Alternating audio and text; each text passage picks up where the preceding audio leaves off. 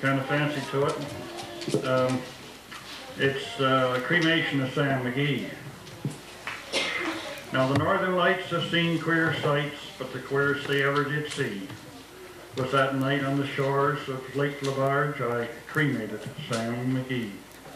Now about Sam McGee, he was from Tennessee where the cotton blooms and blows.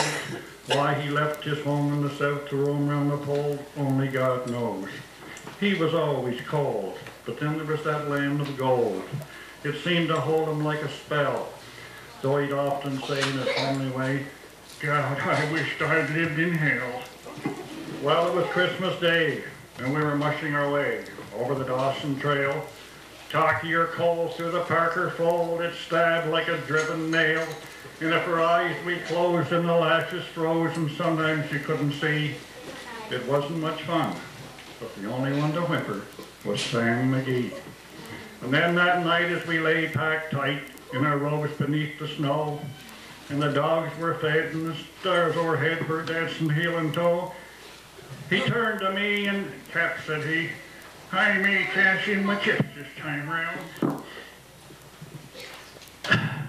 And if I do, I'm asking you that you will honor my last request. Well, he seemed so low that I couldn't say no. And then he said with sort of a moan, it's this cursed cold. It's got right hold till I'm chilled right through to the bone. Yet 'tain't being dead that's my awful dread.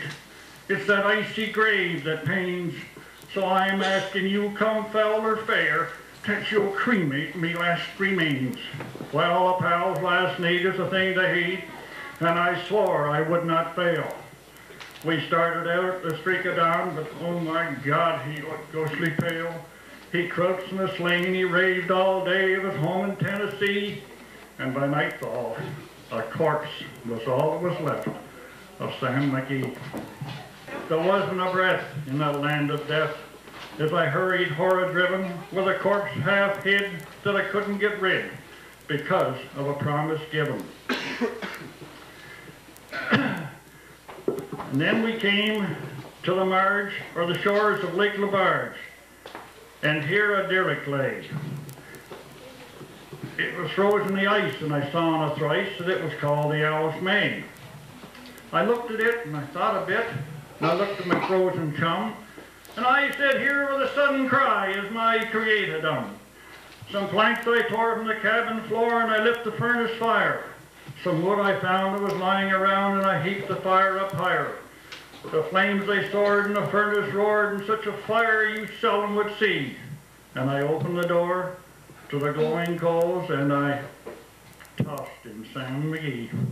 And then I went for a hike, where I didn't like to hear him sizzle so, and the heavens scowled, and the huskies howled, and then the wind began to blow. I don't know how long in the snow I wrestled with my grisly fears, but the stars come out and danced about before I ventured near. I was sick with dread, but I bravely said, I'll just take a peek inside. He's got to be cooked.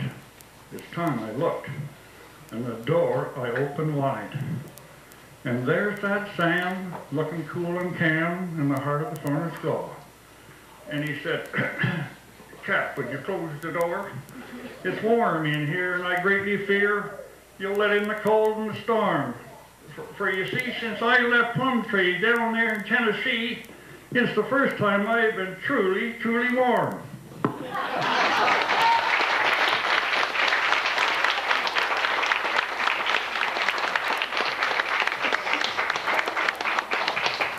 Very good, Cap. I don't know how you're...